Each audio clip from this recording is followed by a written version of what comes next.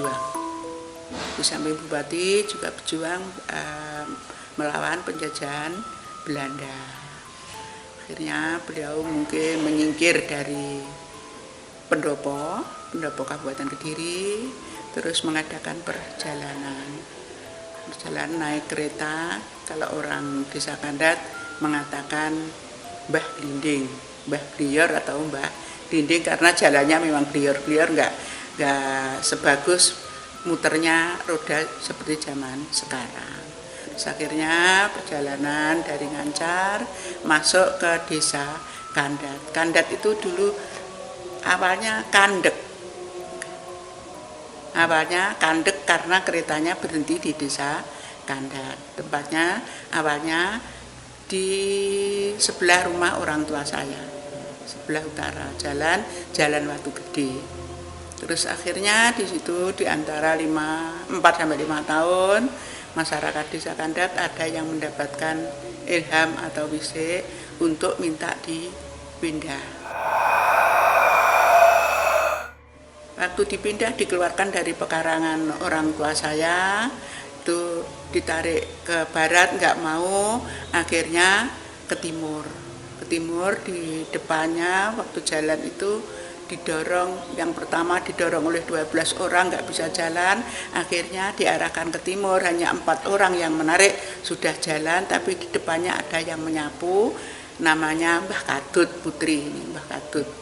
Nah, terus masuk sungai, itu belum ada jembatan, itu ya enak saja didorong oleh 4 orang bisa masuk sungai, terus naik lagi jalan perempatan ke selatan, ada makam, terus ke pertigaan ke barat, sampai di tempatnya sekarang ini berhenti, sudah nggak bisa jalan, masuk sendiri juga menghadap ke selatan. Dulu awalnya bukan ke barat timur tapi ke utara dan selatan.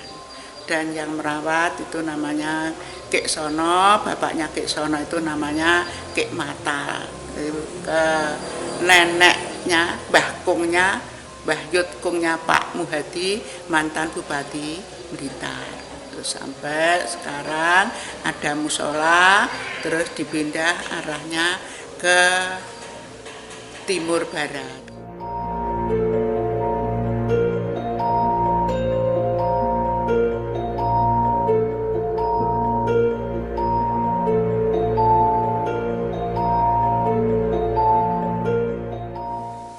Kayunya sampai sekarang itu nggak tahu kayu apa itu yang dibikin, raya pun nggak mau. Masih utuh lah, masih bagus semua. Kerbau. Jadi yang menarik adalah kerbau.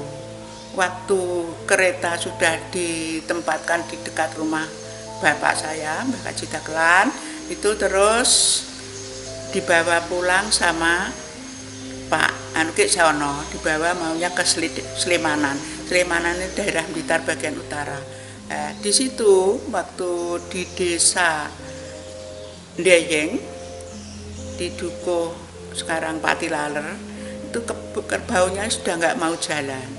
Akhirnya sampai mati. Nah, waktu kerbau itu mati, satu pun lalat nggak ada yang mau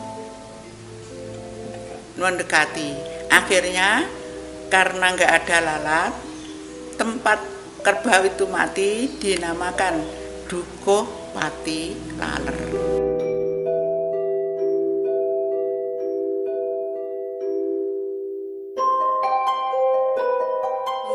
Suami saya Pak Haji Muslim itu sama teman-temannya waktu zaman itu tahun di antara 58 itu pernah di situ apa ya, kalau melekan itu tirakat di situ berdoa, terus menemukan suatu keajaiban di roda sebelah kanan itu cukli untuk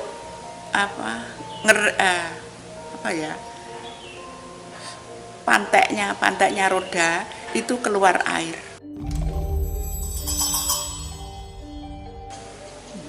menetes air.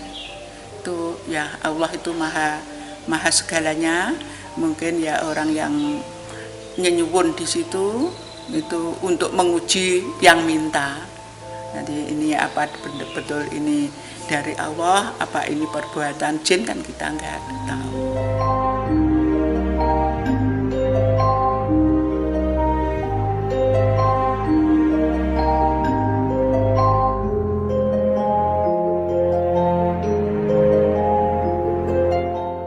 Waktu jalan ke barat itu nggak mau, didorong oleh 12 orang, akhirnya dihadapkan ke timur, itu ditarik 4 orang, langsung jalan masuk sungai, dan di depannya disapu oleh namanya Mbah Kadut itu sampai berhenti di situ, ya sudah nggak bisa dipindahkan lagi, udah sampai sekarang. Kalau informasi bekas jalannya nggak bisa ditumbuh. Oh, bekas jalannya yang dari Ngancar sampai ke sini itu bekasnya di ladang. Kalau ditanami tebu memang nggak bisa tinggi. Saya sendiri menyaksikan karena saya punya ladang di situ yang dilewati.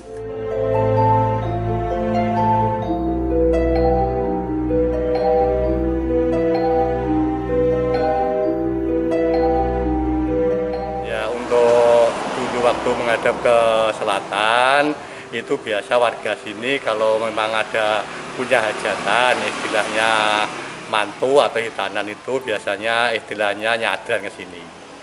Setelah dipindah ke sini, karena situasi yang di sini terang, akhirnya jarang-jarang yang ke sini untuk nyadran. Kebanyakan kalau malam Jumat itu ya sering ada yang membawa bunga ke sini untuk istilahnya nyekar gitu aja.